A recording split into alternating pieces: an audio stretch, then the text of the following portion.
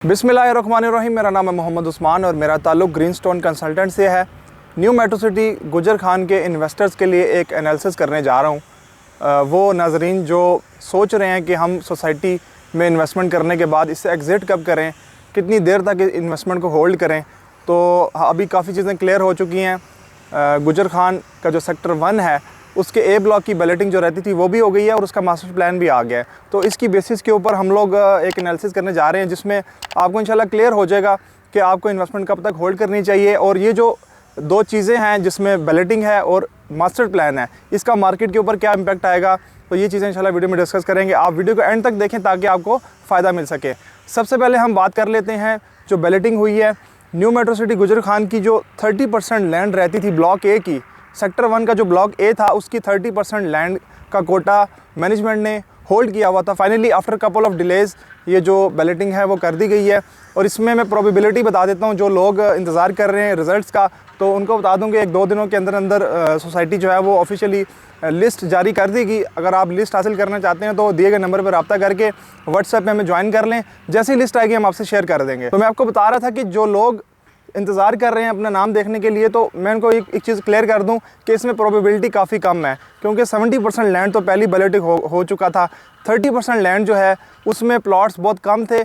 इसके साथ साथ जो पीछे वाले लोग जिनका नाम नहीं आया उनको भी पूरा मौका दिया गया था कि वो बैलेटिंग के अंदर शामिल हो सकते हैं। और इसमें वही लोग शामिल हुए हैं जो अपनी बैलून पेमेंट जमा करा चुके हैं एडवांस के अंदर। जो फर्स्ट बैलून पेमेंट आपको प्लान के अंदर नज़र आती है 4 महीनों के अंदर अंदर जो पे करनी है, वो जिन लोगों ने जमा करवाई, इसके साथ साथ जो इंस्टॉलमेंट थी वो विद इन टाइम जो बनती थी अभी तक वो पे हुई हैं, उन लोगों को इस 30% की कोटे में शामिल किया गया है।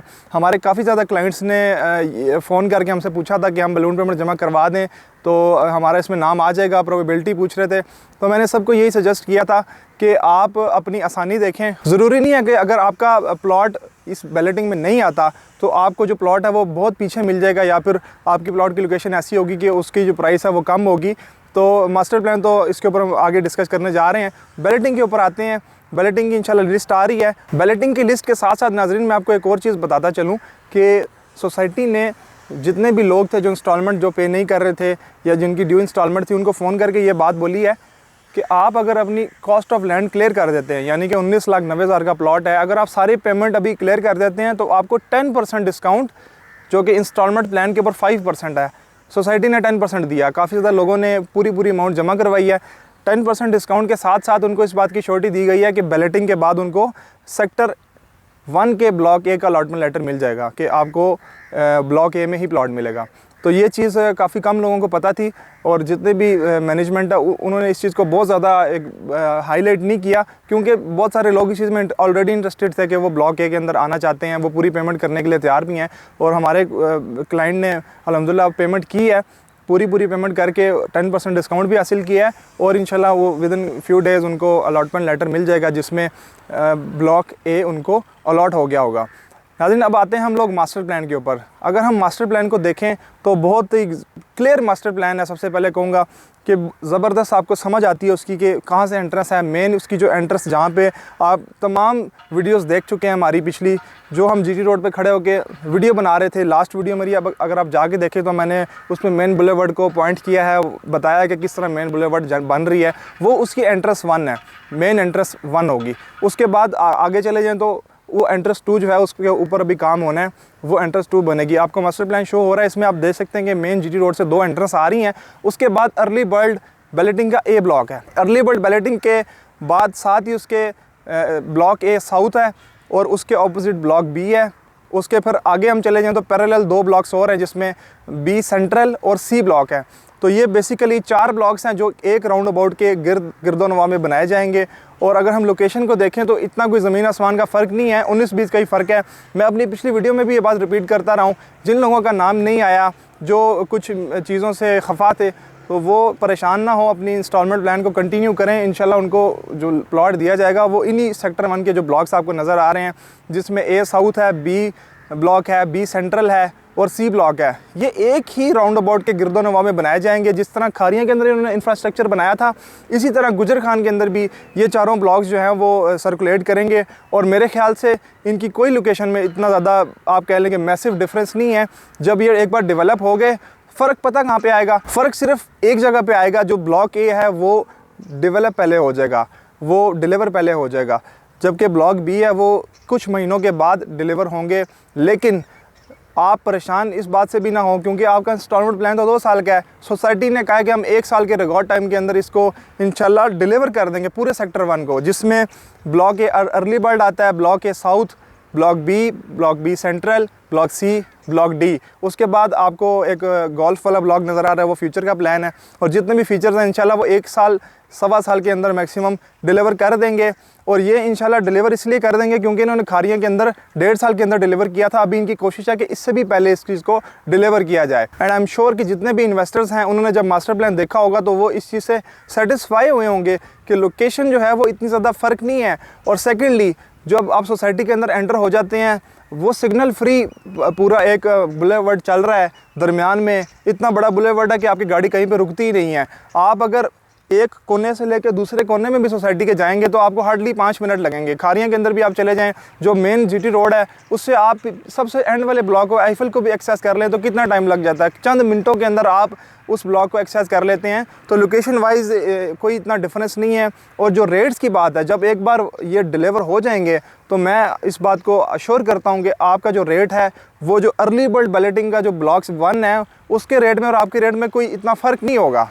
आप भी वही गेंस हासिल करेंगे जो कि शुरू में होने वाले लोगों को मिल रहे हैं। बस इसमें थोड़ा सा एक एज मिलेगा, जिनका बैलेटिंग में नाम आ चुका है कि वो सोसाइटी से एग्ज़िट जल्दी कर सकते हैं, मतलब वो बेच के सोसाइटी से निकल के किसी और जगह इन्वेस्टमेंट कर सकते हैं, या फिर वो अपना घर बनाना चाहें तो वो आपसे कुछ महीने पहले घर बना सकते हैं। तो मेरे ख्याल में ये कोई इतना इंतज़ार भी नहीं है, 2 साल का टाइम कोई इतना ज़्यादा टाइम नहीं है। प्रॉपर्टी की फील्ड में यूजुअली लोग 4-5 सालों तक इंस्टॉलमेंट प्लान पे करते हैं, उसके बाद फिर वो जाके डेवलपमेंट चार्जेस की बारी आती है, फिर मतलब काफ़ी लंबा चलती है इन्वेस्टमेंट और उनको रिटर्न भी उसी हिसाब से मिलते हैं, क्योंकि जो इंस्टॉलमेंट प्लान होता है उसी के अगेंस्ट सोसाइटी डिलीवरी देती है, उसी के अगेंस्ट सोसाइटी डेवलपमेंट करती है। इसका 2 साल का प्लान है तो सोसाइटी उसी के अकॉर्डिंगली सोसाइटी को डेवलप कर रही है और डिलीवर करेगी। नाजरीन, अब कंक्लूजन में जितने भी इन्वेस्टर्स हैं उनको मेरा मैसेज है कि आप इन्वेस्टमेंट को पूरा होल्ड करें, 2 सालों तक होल्ड करें। जो ट्रेडिंग होती है मैं उसके सख्त खिलाफ हूँ। जितने भी लोग हैं जो लोग फ़ाइल लेते हैं, कहते हैं हम 2 महीने बाद बेच देंगे तो हम लोग लाखों कमा लेंगे, तो उस चीज़ में बहुत बड़ा रिस्क भी होता है और आपको उस तरह के रिटर्न्स नहीं मिलते। आज की मिट्टी कल का सोना, ये एक बहुत मशहूर डायलॉग है। जो लोग जितनी भी आप वीडियोस देखते हैं अक्सर लोग ये बात बोलते भी हैं।